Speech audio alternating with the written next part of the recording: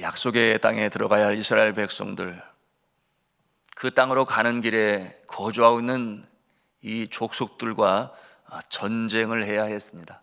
그런가 하면 가나안 땅에 거류하고 있는 가나안 족속과도 전쟁을 해야 했어요. 그래야 그 땅을 차지할 수 있었기 때문입니다. 그런데 이 전쟁이란 참 가슴 떨리는 일 아니겠습니까? 여러분, 전쟁은 희생이 없이 되지 아니하지요. 한 사람 죽지 않는 그런 전쟁이 있을까요? 그럴 수는 없을 것입니다. 그러므로 우리가 알아야 할 것은 이 자유를 수호하고 자유를 누리기 위하여 누군가의 희생은 불가피하다라고 하는 그런 결론에 이르게 됩니다. 오늘의 자유 대한민국이 있기까지 우리의 선열들, 선배들 뿐만 아니었습니다. 수많은 젊은이들이 이 땅에서 전쟁터에서 우리를 대신하여 죽었다는 이 분명한 사실 앞에서 우리는 겸손해야 하며 감사해야 합니다. 나아가서 이 피로 지켜낸 자유를 잘 지켜야 하겠습니다. 인권이 무시당하고 하나님을 경외하지 않는 저 북한 공산주의, 이 독재 정책으로부터 이 자유민주주의의 가치를 우리는 든든히 지켜나가야 하는 것입니다. 나라를 빼앗긴 일제강점기에서 이 태평양 전쟁에서 승리케 하심으로 나라를 되찾게 하신 하나님, 한국 전쟁에서는 이 최후의 방어선 낙동강 전선에서 이 유엔군의 개입과 인천 상륙 작전을 통해서 전세를 역전시키시고 공산화를 막으신 하나님, 그 하나님께서 말씀을 하십니다. 이 백성은 나를 위하여 내가 지었나니 나를 찬송하게 하려 함이라. 하나님께서 사랑하시는 백성은 하나님을 찬송할 수밖에 없어요.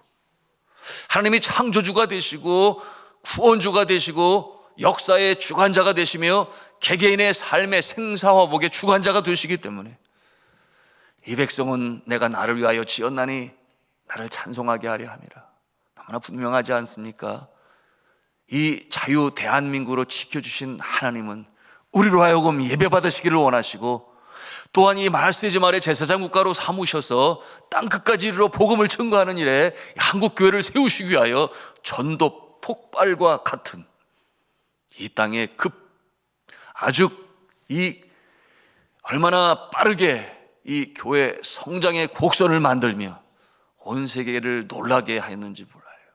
하나님의 손길인 것이죠. 창조주 하나님을 마음껏 찬송하게 하시기 위하여, 열방의 복음을 전하게 하시기 위하여 하나님께서 대한민국을 지켜 보호하신 것입니다. 그러니 말씀하신 바 두려워하거나 놀라지 말라. 이 전쟁은 너에게 속한 것이 아니요 하나님께 속한 것이니라. 믿으시면 아멘 하시기 바랍니다. 전쟁은 여호와께 속한 것입니다. 오늘 말씀에도 이 전쟁을 눈앞에 둔 이스라엘 백성들에게 모세가 외칩니다. 뭐라고 합니까? 신명기 20장 1절 말씀 우리 다시 한번 읽겠습니다. 시작. 네가 나가서 적군과 싸우려 할 때에 말과 병거와 백성이 너보다 많음을 볼지라도 그들을 두려워하지 말라. 애굽 땅에서 너를 인도하여 내신 내 하나님 여호와께서 너와 함께 하시느니라. 아멘. 여호와 하나님이 함께 하시면 승리하는 것이에요. 이것을 이처럼 모세 입술을 통하여 그들에게 밝히 알려주시고, 정작 전쟁에 나가기 전에 그들을 이끄는 자들이 꼭 해야 할 말이 바로 이것이에요. 하나님이 함께 하시면 이길 수 있으니 두려워하지 말라. 마음부터 지켜라. 마음을 빼앗기지 말라. 두려움에 내주지 말아라. 이와 같은 믿음을 견지하는 모습을 가져야 함을 분명히 보여주고 있어요. 실제로 하나님께서 전쟁의 주가 되시니 결국 이스라엘 백성들이 약속의 땅, 여러 번의 전쟁을 하였으나 종래 약속의 땅 가나안 땅을 차지하는 하나님의 손길을 그들이 체험하게 되었습니다. 여러분, 그들은 어떠한 모습이었어요? 애굽에서 40년 동안 노예의 삶으로 살았으니 전쟁을 경험이나 했습니까?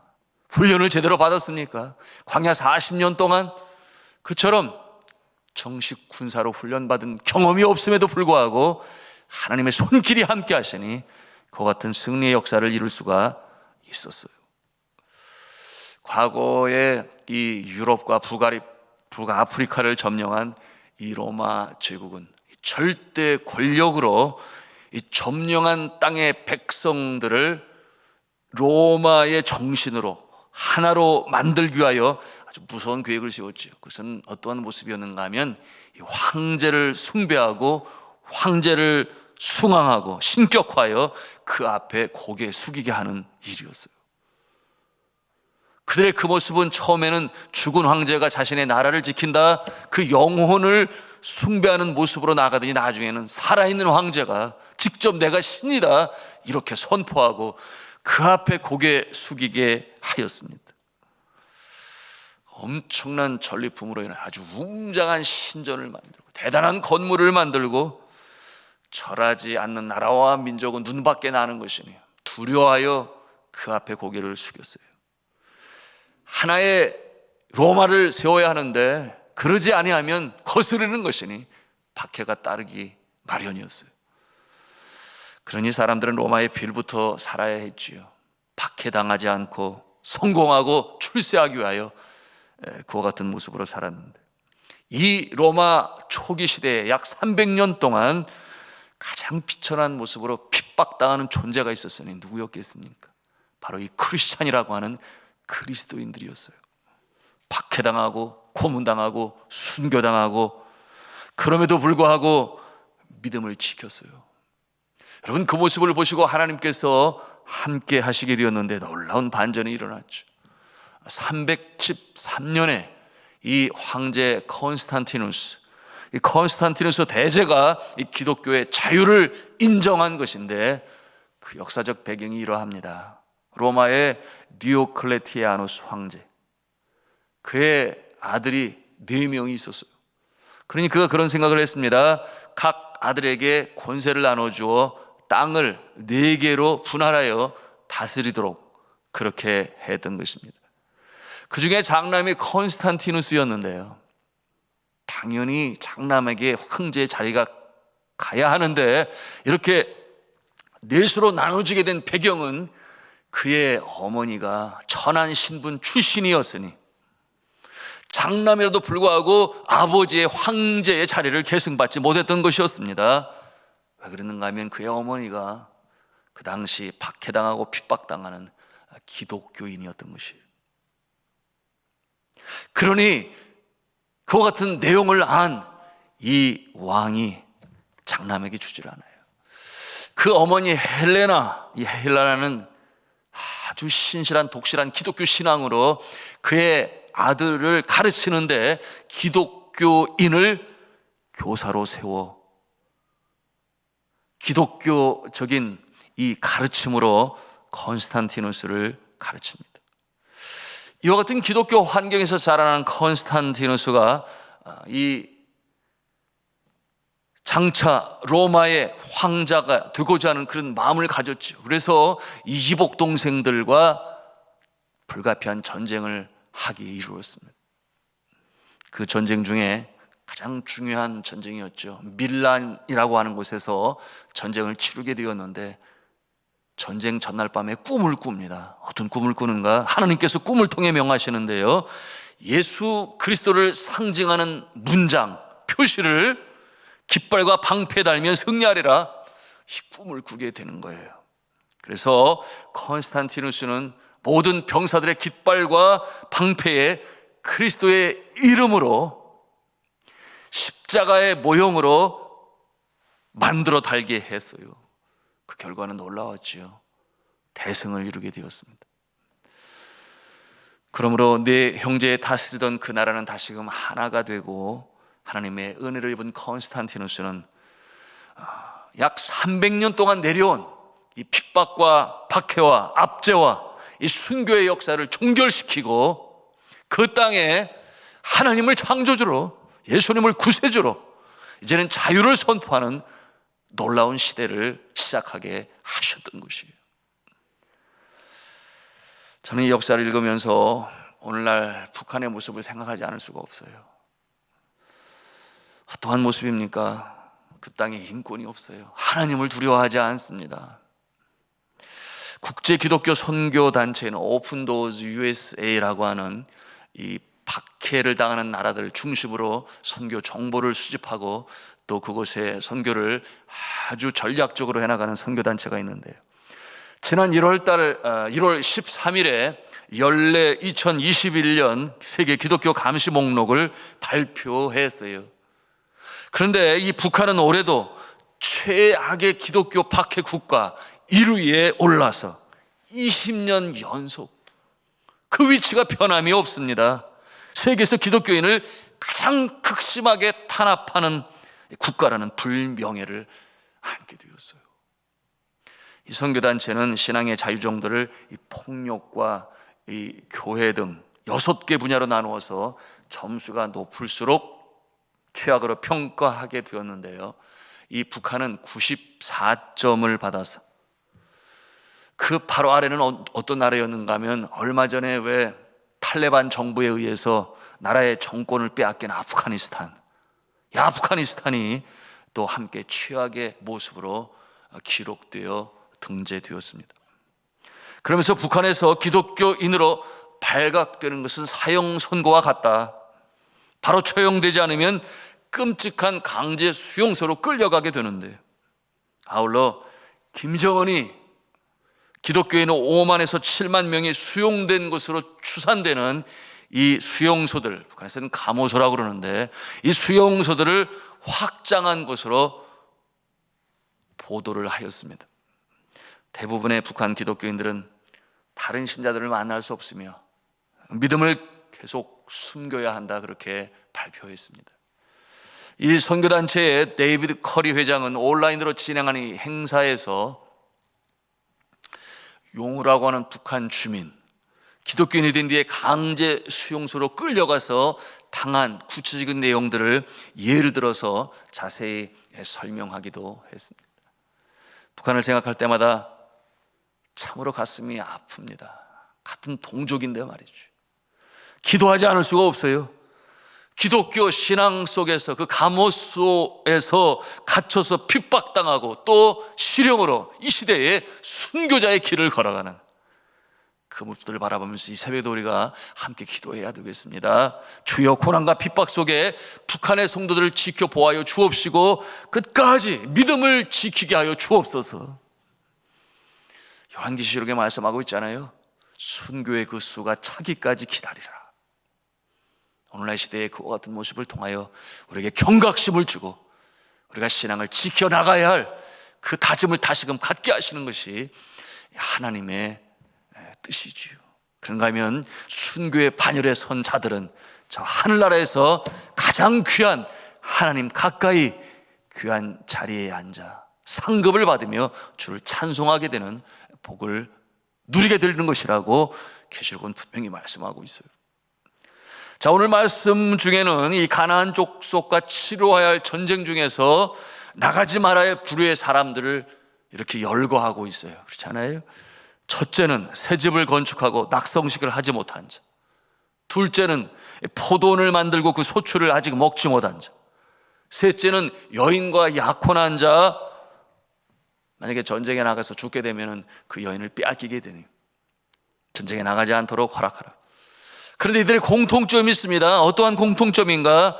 인생이 아주 중요한 때에 있는 자들이었는데요, 그들이 만약 전쟁에 나가서 전사하기라도 한다면 그 이후에는 더 훨씬 어려운 상황에 처하게 될 것이기 때문에 차라리 그들은 나가지 않는 게 좋겠다. 여기에 추가되는 상황에 있는 자들이 있는데요, 그들은 이 전쟁에 참여하는 것이 너무나 두렵고 떨려서 그 두렵고 떨린 마음으로 전쟁터에 나가게 되면 곁에 있는 병사들의 사기마저 저하시킬 것이니 그런 자들도 나가지 말게 하라. 왜냐하면 나가보았자 도움이 되는 것이 아니라 오히려 악을 끼치는 것이기 때문에. 이렇게 전쟁에 참여할 수 없는 자들의 공통된 특징이 있어요. 그게 뭐겠습니까? 전쟁에 전념하여 전쟁을 할 수 없는 그와 같은 위치에 있는 모습이었던 것이에요. 그러니 그와 같은 모습으로 전쟁에 참여해봤자 마음이 다른 곳에 가 있으니 전쟁에 도움이 되지 않는다, 그와 같은 모습으로 인하여 전쟁에 승리할 수 없기 때문에 그와 같은 조치를 내리게 된 것입니다. 여러분, 이 말씀은 오늘 이 시대에 우리에게 영적 교훈을 주고 있어요. 어떻게 적용할 수 있겠습니까? 여러분, 이 전쟁은 눈에 보이는 전쟁이 있으며 눈에 보이지 않는 전쟁이 있어요. 눈에 보이지 않는 전쟁을 영적 전쟁이라, 영적 전투라 우리가 그렇게 말을 하죠. 사탄과의 전쟁, 공중 권세 잡은 자, 이 사단과의 전쟁, 영적 전쟁, 영적 전투에서 승리하려면 그 준비와 각오가 아주 확실해야 돼요.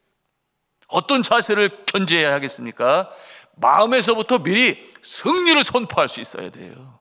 주님이 우리와 함께 하시면 우리가 승리할 수 있다, 이와 같은 마음을 가지고 무장해야 하는데요, 많은 기도로 준비하고 성령 충만해야 합니다. 나는 반드시 이긴다. 하나님께서 함께 하시면 나는 반드시 이긴다. 여러분, 우리의 삶이 그래야 돼요. 전쟁터와 같은 세상이라고 부르죠. 얼마나 경쟁이 끝이 없으면 무한 경쟁이라고 말을 하며, 그리고 입시는 또 얼마나 어려우면 지옥이라고 그래요. 입시 지옥이라고 그렇게까지 표현을 하는데, 같은 지나친 표현일지 모르겠습니다만, 이 전쟁터와 같은 세상에서 우리의 마음의 준비가 이렇게 주님이 함께 하시면 승리할 수 있다라고 하는 이 각오와 다짐과 믿음이 없으면 어떻게 우리가 이 악한 영의 세력 사탄 마귀와 겨루 이길 수 있겠느냐, 그 말을. 마음을 빼앗기면 아니 되는데, 여러분, 이 절망과 좌절, 미움, 증오, 사탄이 다가와서 우리의 마음을 빼앗고 자리를 잡기 시작하면 우리의 마음은 여지없이 무너지는 것이지요. 어떻게 영적 전투에서 승리할 수 있겠습니까? 우리가 기도함으로 전신갑주로 무장을 해야 하겠습니다. 그러므로 이 새벽에도 우리가 기도하는 거예요. 그리고 세상에 나갈 때 우리가 승리하는 것이니, 여러분, 이 전신갑주가 뭐라고 그랬어요? 구원의 투구라고 그랬지요. 그런가 하면 의의 흉배, 믿음의 방패, 진리의 허리띠, 복음의 신발, 성령의 검, 즉 성령의 검은 뭐라고 그랬습니까? 말씀이라고 그랬어요. 하나님의 말씀으로 무장을 하고, 이 새벽에도 우리가 말씀을 그래서 마음에 담습니다. 그러므로 우리의 심령을 지켜야 하니, 성령이 내주하시는 심령은 어떠한 심령이라고 그랬어요? 사랑과 희락과 화평과 오래 참음과 자비와 양선과 충성과 온유와 절제, 이와 같은 마음으로 지켜나가야 되니 빼앗기면 아니 되는 것입니다.